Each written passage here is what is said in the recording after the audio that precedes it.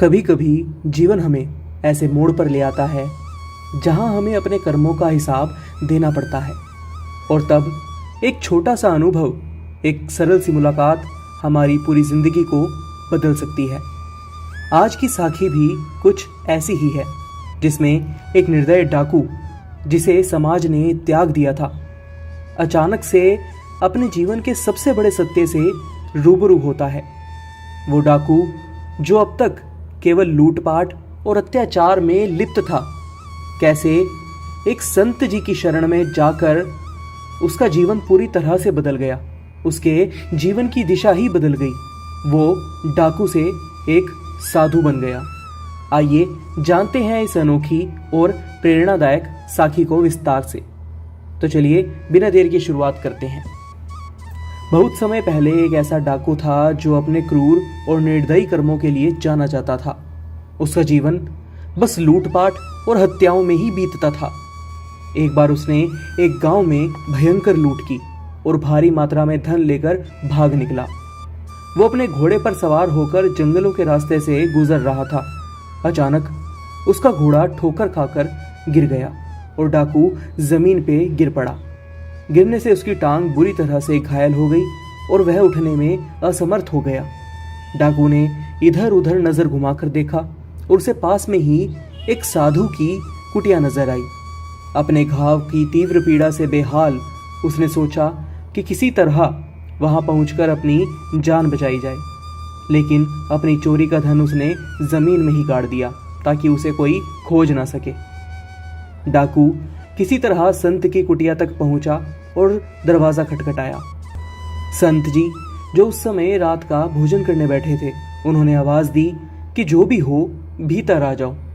डाकू ने संत की बात मानी और अंदर आ गया। साधु ने उसे देखा, परंतु उसकी पहचान को लेकर किसी तरह का कोई सवाल नहीं किया। उन्होंने उसे बहुत ही सम्मान के साथ आसन पर बैठाया और उसके सामने भोजन परोसा। संत जी बोले, तुम मेरे अतिथि हो और अतिथि ईश्वर के समान होते हैं, इसलिए पहले तुम भोजन करो, फिर मैं करूंगा।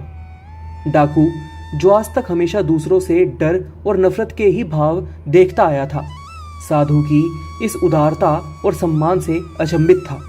उसे समझ नहीं आ रहा था कि आखिर यह कैसे हो सकता है कि एक संत उसे एक डाकू को इतनी इज्जत और प्रेम से भोजन करवा रहे हैं। उसने संत जी का भोजन स्वीकार किया और खाना शुरू किया।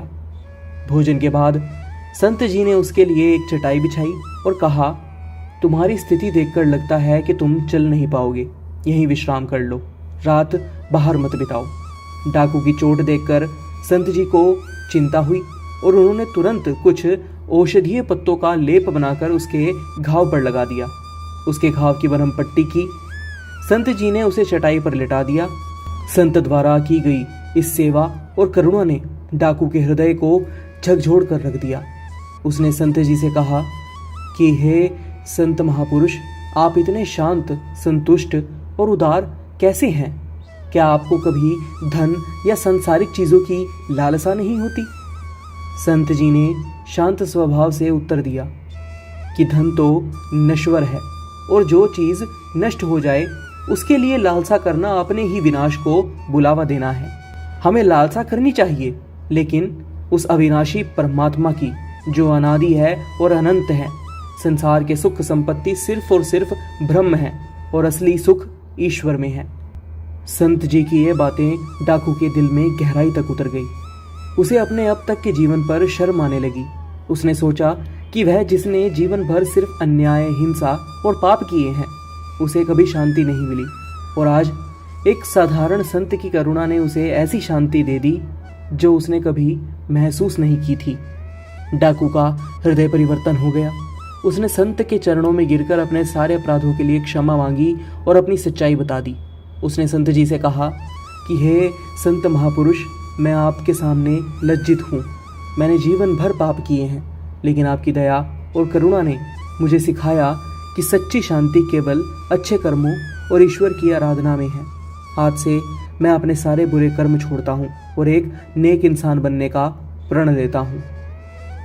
संत ने उसे उठाया और मुस्कुराते हुए कहा कि तुम्हारा हृदय शुद्ध हो चुका है, ईश्वर तुम्हें माफ कर देगा। जीवन में सच्चाई और धर्म का मार्ग पकड़ो और सच्चे इंसान बनकर संसार में प्रेम और शांति फैलाओ। यह साखी हमें सिखाती है कि कोई भी इंसान चाहे कितना भी बुरा क्यों ना हो, अगर उसके अंदर सही दिशा में बदलने की इच्छा हो तो वह अपने कर्मों को सुधार सकता है। जीवन में गलतियां हर कोई करता है, लेकिन उन गलतियों को सुधारने का साहस ही इंसान को महान बनाता है। संत की करुणा और उदारता ने एक डाकू का जीवन बदल दिया और उसे सिखाया कि सच्ची संपत्ति धन नहीं बल्कि शांति और संतुष्टि है, जो कि अच्छे कर्म करने से मिलती है। इसलिए हम सबको अपने जीवन में प्रेम, करुणा और सत्य का मार्ग अपनाना चाहिए, क्योंकि वही सच्ची शांति और संतुष्टि का स्रोत है। आज की यह साखी आपको कैसी लगी? अपनी राय हमें कमेंट बॉक्स में ज़रूर बताइएगा। फिलहाल के लिए बस इतना ही। एक बार फिर से लौटेंगे एक नई साखी के साथ। तब तक के लिए राधा स्वामी जी।